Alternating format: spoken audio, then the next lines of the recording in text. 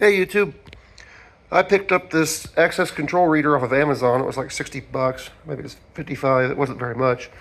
And I'm going to show kind of farting around with it here. And then I'm going to have an upcoming video with a different reader that I've got on order. So these are just basic prox readers. There's an HID reader here and a Schlag reader here. This one will read more than just HID tags. It'll also read AWID tags like this. And it'll read, I think, a few different ones. This one just reads HID prox. These communicate over Wiegand, which uses the green and white wires for data transfer.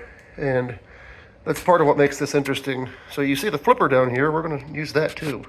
So we're going to take it and we're going to go down to RFID. We're going to read this card.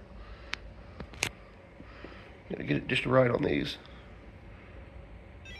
There it is. So I'm going to first show that this card works. You heard the relay click and this light comes on. Just went back off. Try it on this reader. The other light comes on. Heard the relay click. Light's back off. This card works on the right side reader, but it is not authorized for the left. So you can see that this light's blinking every time I do that, saying it's not authorized. Here's a good read. You hear the click. This little guy, or the click. So you'd have your doors wired in to these to open up either electronic strike or a magnet. So we're going to go back to the flipper over here. We just got a good read on that. We're going to go to more. We're going to emulate. I know there's been a lot of videos of the flipper, but you heard the click and the light is on. That went back off. Here we go again. Click, lights on. So what I'm going to do in the upcoming video, we've also got this reader, which is not hooked up currently. And inside here is an espkey. And if you're not familiar with what that is used to go in line on the Wiegand data lines and capture the card swipes.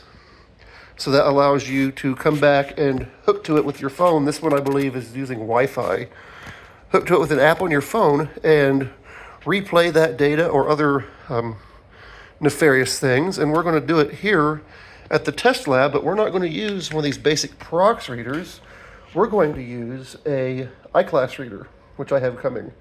And I'm going to show you how you can, even though the encryption between the iClass reader and the tag, or even though it's encrypted between the iClass reader and the tag, we're going to show that the communication between the reader and the board on a Wiegand system is not.